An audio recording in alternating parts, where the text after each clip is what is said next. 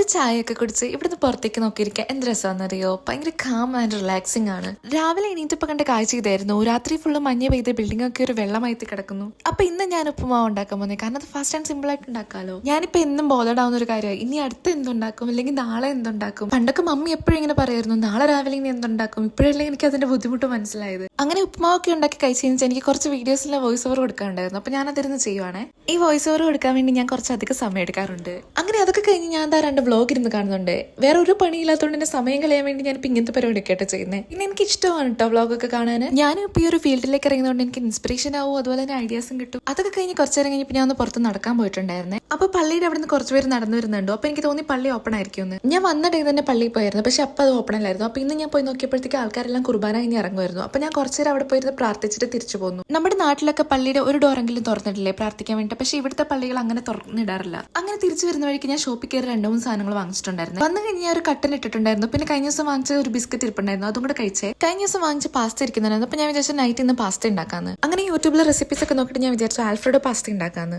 Exact അതുപോലെ ഒന്നുമല്ല ഞാൻ ഉണ്ടാക്കുന്നത്, ഞാൻ എന്റേതായ രീതിയിലാട്ടോ ഉണ്ടാക്കുന്നത്. അപ്പൊ ആദ്യം ചിക്കൻ കുനുകുനു പീസായിട്ട് അരിയുക. അതിൽ പെപ്പർ സാൾട്ടും മാരിനേറ്റ് ചെയ്ത് വറുത്തെടുക്കുക. അത് കഴിഞ്ഞ് നമുക്ക് പാസ്ത വേവിച്ചെടുക്കാം. ഉപ്പും കുറച്ച് ഓയിലും ഒഴിച്ച് തിളപ്പിച്ചെടുത്ത വെള്ളത്തിലേക്ക് വേണം കേട്ടോ പാസ്ത വേവിക്കാനിടാൻ. അത് കഴിഞ്ഞ് നമുക്ക് കുറച്ച് വെളുത്തുള്ളി അരിഞ്ഞെടുക്കാം കേട്ടോ.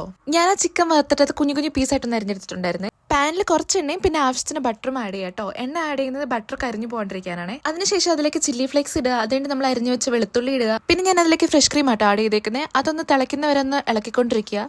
ചെറുതായിട്ട് തിളച്ചു തുടങ്ങുമ്പോഴത്തേക്ക് നമ്മൾ വേവിച്ച് വെച്ച പാസ്ത ഇടുക. അതിനുശേഷം കുറച്ച് പെപ്പർ പൗഡറും ഞാൻ ഒറിഗാനോയും കൂടെ ആഡ് ചെയ്തിട്ടുണ്ടായിരുന്നു കേട്ടോ. നമുക്ക് വേണമെങ്കിൽ ഇതിൽ വെജിറ്റബിൾസ് ആഡ് ചെയ്യാം, ക്യാപ്സിക്കോ ക്യാരറ്റോ അങ്ങനെ എന്തെങ്കിലും. പക്ഷെ ഞാൻ അതിന് പകരം ചിക്കൻ ആട്ടോ ആഡ് ചെയ്തത്. പിന്നെ ഞാൻ പാസ്ത കുറെ ഇട്ടു, ഫ്രഷ് ക്രീം കുറച്ച് ഇട്ടുള്ളൂ. അതുകൊണ്ടാണ് ഇങ്ങനെ ഇരിക്കുന്നത്, അല്ലെങ്കിൽ കുറച്ചുകൂടെ ക്രീമി ആയിട്ടിരുന്നേനെ. പിന്നെ ഞാൻ കഴിച്ചുകൊണ്ടിരുന്നപ്പോഴാണ് ചീസ് ഇട്ടില്ലല്ലോ എന്ന് ഓർത്തത്. ഞാൻ ചീസ് വാങ്ങി വെച്ചിട്ടുണ്ടായിരുന്നു, പക്ഷേ ഇടാൻ മറന്നുപോയി. അപ്പൊ ഇന്നത്തെ വിശേഷങ്ങളൊക്കെ ഇത്രയുള്ളൂ. വീഡിയോ ഇഷ്ടമുള്ളവർ സബ്സ്ക്രൈബ് ചെയ്യുക. നെക്സ്റ്റ് വീഡിയോയിൽ കാണാം. ബൈ.